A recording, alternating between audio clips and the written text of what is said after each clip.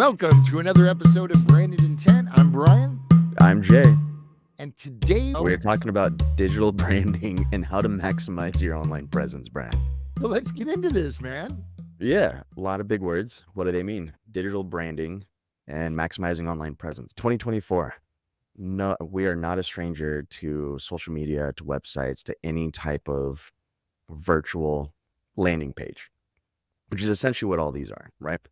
So how do you maximize your brand? How do you ensure that your brand looks the same and is identifiable across all these different platforms? That's what we're about to get into today. That's very important. It's something I talk about in a lot of the webinars I do when it comes to helping podcasters. So this is going to be very cool. The first key point here is website. Yeah, website seems to be the main one when people think about any type of sales portal or a landing page. It's typically attributed to a website. 1 minute. It's strange. With podcasters, I encourage them all to have a web presence of some sort. And there are actually some really cool tools on the market for podcasters to where you sign up, they host your account, they give you a website, they burn your RSS feed. It's all in one, which is beneficial for that hobbyist who doesn't want to pay for multiple tools and or manage a more complex website. Some of them will even take your content, transcribe it, create show notes with the help of AI, and generate the micro content for promotions, which is cool. But once upon a time, WordPress was the most popular web builder on the market with 80% of the websites once upon a time, WordPress backend. Now they let it for 10 years, right? I think it was like a 10-year reign. Yeah, now with Squarespace, Wix, other builders, they're losing market share. However, I run a more complex website and I still use WordPress because a lot of the drag and drop builders can't handle or aren't built for what I want this site to do. But having that presence is the foundation. So many people will build a brand, a product. Take, for example, TikTokers. They spent hours creating content to grow a following. They're dependent on TikTok shops to sell their product. And if TikTok goes away tomorrow, or if TikTok's down for a couple of hours, they're dead in the water. I don't know if you heard about this, actually. There's a blip side note, but yeah, at the point of recording this, TikTok is now, it's going to be scrubbed from US servers. So if you are in the United States, you will not be able to access TikTok. It might be like November. It might be November of 2024, but by the end of 2024, it's going to be off. It's that was contingent on a larger US market share owning it, correct? There was a couple things, but that's not going to happen. And the word's already gone out that the company that owns TikTok, and right as I'm saying this, it's as of right now, right? The company that owns TikTok, they have zero interest in selling any type of shares to anyone else. So what they did is they actually opened up a business within the US, a company within the US that they've already had this code ready, and they just plug that in. So the moment that TikTok dies or gets scrubbed, this one goes live. And they actually have this is all speculation here, but insider information, whether it's accurate or not, they have a drag and drop. So you can actually pull all your content from your main TikTok into their new one. I know we're a bit off topic, but yeah, a little bit. I had a TikTok channel focusing on my awesome habit of cigars. And I actually shut the store down this week. I'm going to be scrubbing all the content just because it's taking me away from my main focus. And I'm not enjoying my cigars like I used to. The website's going to remain, and I'm still going to utilize some social media to market the book I wrote about cigars and etc. However, TikTok was just a drain on my time. But I also heard that Elon Musk tweeted about bringing Vine back. I would hope so. If that happens, then all marketing needs to be less than 5 seconds. All marketing. That, and then what's that going to do to TikTok, whether it's US owned or not? Yeah. Yeah, crazy. Anyway, we Oh, need to get back on topic. no, yeah, we're Websites, good. But definitely encourage everybody to have a web presence mm, and think of social media as tentacles of that presence and utilize social media to drag people into the ecosystem that you have 100% control over. For example, we talk about analytics on social media and it's how many views, how many likes, how much engagement. It's limited. I can open up my WordPress website and tell you how many minutes and seconds a user spent on what they and on looked each page. and right, exactly, what page they looked at, etc. So I can then message and market to people individually and or categorize them and market more to them on a whole. So having your own web presence is massive in my opinion. But in today's age, you do need to have lines in the water. So Right. I love the metaphor of an octopus, right? So you have all those tentacles pulling it in. I see it as a that that fisherman at the end of the pier. If Mhm. you've ever been to any coast and you go to the boardwalk, the pier, there's always a guy with 5 fishing poles. The only thing he's doing is optimizing the same flow, the same thing. All those baits are the same. He's optimizing his efforts in different areas. So think of each social media page, each social media platform as its own fishing pole, its own line in the water. So you definitely want to optimize and diversify your guys' efforts and your content everywhere and funnel them into one place. Now that place should be, I don't want to say just sales driven, but the CTA, the call to action should be clear, right? Whether it's you yourself as an entrepreneur trying to find people to coach or work with or serve, or if you're trying to create that same dynamic for clients. So yeah, the landing page needs to be clear.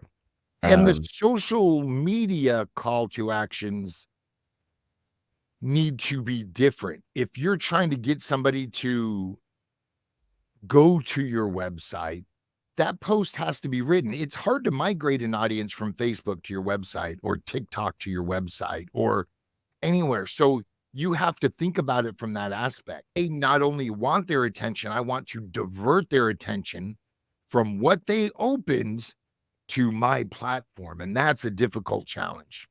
and viewers, just people on social media, your potential clients, your potential leads, we're all pretty well versed with falling into someone else's ecosystem now. There's always an email wall, there's a forum, there's something, right? So if you can figure out how to, this is more of a strategy thing, but if you can figure out how to create the piece of captivating content that your viewer is going to click a link to your buyer portal or sign up portal, whatever that is, those clicks should be less than 4. Like, they should not have to do a bunch of work to give you Absolutely. what you're asking for. So that's Absolutely. more of a strategy piece rather than a branding piece, but it does support your overall brand. And if people keep clicking on your stuff, Jay, I'm sorry. You said earlier that the graphics, when you take them from a social media platform and land them on your site, you want them to know immediately, subconsciously, that they're on the right page. yeah, Color schemes, fonts, logos, etc. And this is getting more into creating that user-friendly website, which is mm, where we get to start kissing each other. other thing you need to do. So this is another task, right? Is figure out how to optimize your website, your landing page by SEO. Go to YouTube University, read as many books as you want, or you can find a few AI tools that have just recently hit the market in the last 6 months. Still very young, but there are a few tools that will actually analyze your web page, give you complete copy revisions and what order you need to put them in and what they need to be. It's pretty powerful and pretty simple. I don't want to say simple, but it's simplified the process of accumulating 4 years higher education of specifically just SEO and then 10 to 15 years gathering this experience. It's all on the same click, drag and drop now. So you do want to optimize your landing page for SEO searches. That way, if they are searching on Google, you pop up and it's not just based on social media. And I keep referring to KISS, but it's keep it simple, Yeah. silly. Yeah. The Um, nice term. Yeah. and I'm a huge fan of Number one, why reinvent the wheel? Number two, white space, comfortable. You don't want a lot of distraction. You want it to be clear subconsciously. And this is the user experience we're talking about. When they go to your website, how do they get to what they're looking for? Or how do they fulfill that call to action of why they came there from a social media platform? Keep it simple. And so many people, not as much now, a few now, will still build these dark background websites with light font. And there's a reason why newspapers are black ink on an off-white paper. And that's because it doesn't fatigue the eye. If you have a website where you want people to spend an ample amount of time on, you need to think of things like that. People talk to me about button color. And I'm like, okay, button color is important, but Amazon has spent the millions of dollars on color theory and the psychological effects of color. And that's why they chose that orange button. Why would I want my button to be red, which is a signal to us, danger, stop? Orange is pleasing. It's not threatening. And that's why they're copy what Amazon has done. Which You're going to be better off. Which I think we have an episode on modeling, and like we've planned, right? We haven't gone through the process yet, but I think we have an episode on modeling down the road. So, and that's essentially what that is, right? You find a page or a thing that is hyper successful, regardless if it's in your niche or not, hyper successful, and you just model off of what they've already done, especially a company like Amazon, who has invested millions and millions of dollars in their success. Absolutely. But a lot of us don't have that budget, right? So how do we optimize our digital presence on a paperclip budget? Because we don't like spending money here, but we like making it, right? Back to keep it simple. It's funny. I guess I'm not the average consumer, but when I go to a website and I'm going to spend money, I'm the guy that scrolls down and looks for a contact page. I look for a physical address. If I can't find one, I go to their terms of service, which is supposed to list a physical address. And if that website isn't representing that company to that level of standard, I'm not going to part with money because I don't know if they're legit. I don't know if it's a reality or a scam or what. So I look for legitimacy along with visiting a website to do what I wanted to do while I was. Does that make sense? Yeah, no, it does. I got stuffed for, I think, $19.99 for a book. It was a book that I bought, never got it. But after I'd already paid, I looked through all those things. It was one of those kind of websites that was built very quick, right? It was a portal that was built very quick. Lost $20. It was a $20 lesson. So since then, I've definitely paid attention, especially with TikTok Shop and everything else. I've definitely paid attention to more of those supporting information pieces. Now, that's just building your portal, your landing page, your website. That should be where a majority of your offers live and the majority of where your funnels land. Now, there's still a back end of the funnel, but as far as the user experience, that should be where you need them to get. Once they get there, they've already made a decision. They're interested in working with you or buying what you're selling. So how do you get them to do that? From social media, since we're focusing on using social media as your fishing lines or your tentacles to get people into your ecosystem, which is your landing page, your website. Once again, modeling. We've talked about Hormozi quite a bit up until this point, and I don't mean to beat the dead horse, but he keeps on producing little nuggets if you study him. So Hormozi, when he really got bullish on social media, all of his pieces of content were pushing his viewers to his YouTube page. It wasn't to a website. It wasn't to buy my product, work with me now. His entire strategy was, I'm going to distill all of the information I have from sales, negotiation, business building, coaching, whatever it was. He was going to distill all of these different stories into individual pieces of content. And on the back end of that video, because these were all reels, this was right in the full swing of reels taking fire. At the end, he had a branded YouTube slide that had the YouTube logo, had his YouTube channel name, and then had, I think, long form content. I think that's all he had. And Right. because he was putting out content at scale and every piece of content had that at the end of it, his YouTube skyrocketed. Now, he had already been working on his YouTube for up to 4 years at that point. And if you're like me, where you've produced less than 20 videos over a 5-year span, you're not getting a lot of traffic. YouTube is backed by Google. So if you start ranking on YouTube, your Google SEO starts ranking as well. So his strategy, if you can model that, it's going to result in higher conversions, higher leads, and more people in your pipeline. So my recommendation is to generate one of those end cards. Look at any of Alex Hormozi's stuff from 2020 to 2022. He has those end cards. And you can build that on Canva. And then each piece of content that you can film with your phone right here, you can actually download CapCut onto your phone, edit the video through CapCut, and slap that end card at the very end of it. And now you have a high quality piece of content that is a directive, a CTA, a where to find me at the end of it. And it's just not a matter of where to find me, it's where I want to be found. We've done this with podcasts over the time. A lot of podcasters are Twitter, LinkedIn, Facebook group, YouTube channel, you name it. They have this massive menu. So you're leaving it up to the user of, I use Twitter more than Facebook. I'll follow them on Twitter. Mm. But are you getting the same engagement from your Twitter followers as you are, say, your LinkedIn followers? So reducing that menu to where you want to grow is vital. And this was a great example of how this gentleman grew his YouTube. Yeah, it's a soft litmus test and pre-qualifier. It works.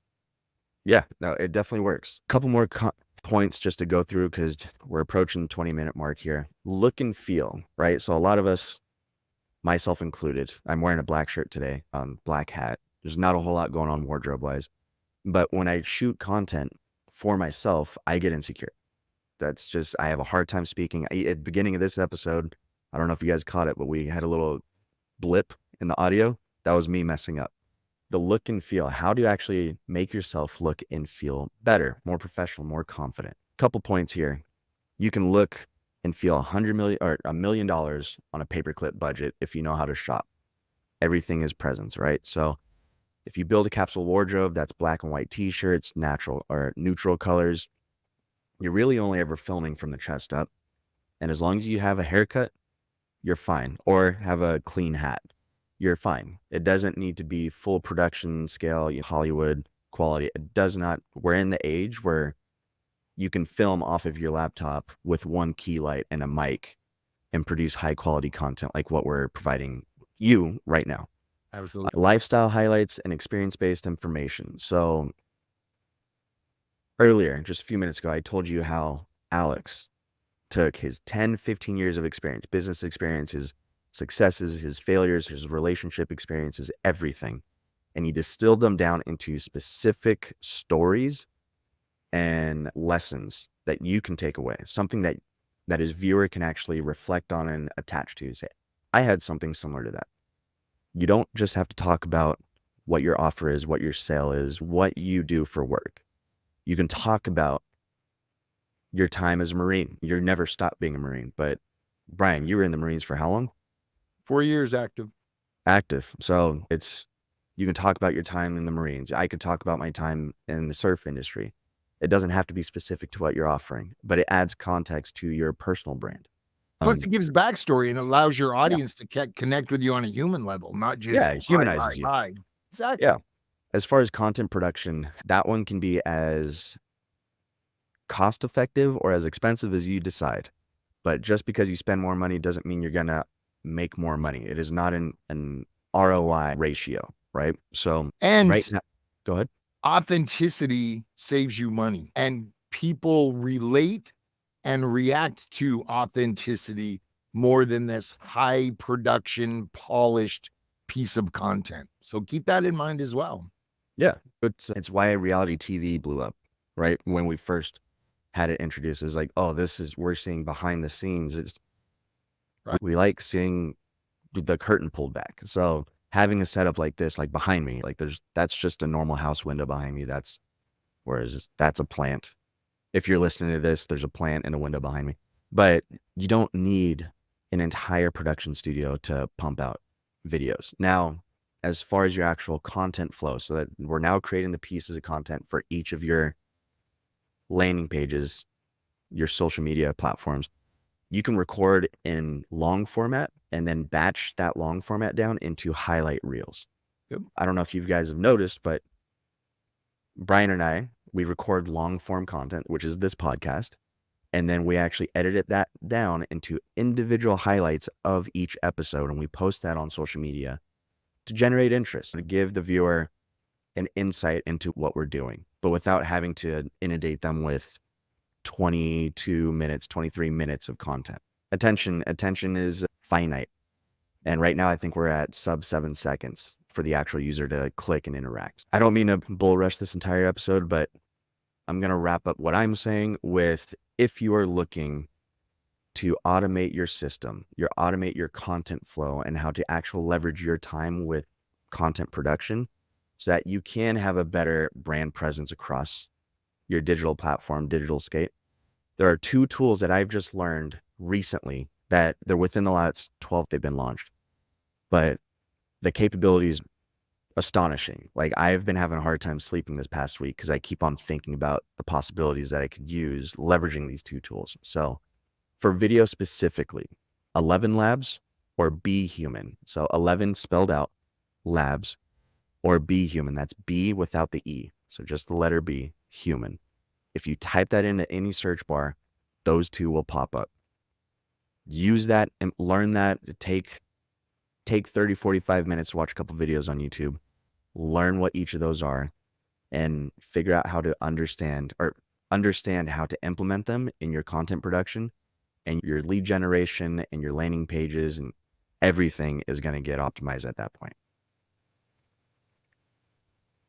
So that's my last piece. I just want to add an uncomfortable silence. Yeah, no, it was great. Yeah, I didn't really give you anything next up on there. I'm sorry. No, and if you want more of me, check me out at the accountables.network. We have an accountabilities group for content creators. I coach content creators. It's all about helping you create. We're both there, best actually. content you can. What's that? Yeah, we're both there, actually. So you can find both of us at the Accountables. One website, twice the bang. This has been a good episode. I thank you guys for your time. This was a little bit longer. We really do try and keep these shorter, but sometimes we just get into it a little deeper than we like to. Let us know. Was this too long? Is this kind of the right length? That'd be good to know. Give us some feedback, please. Until then, have a good week. We'll see you next week.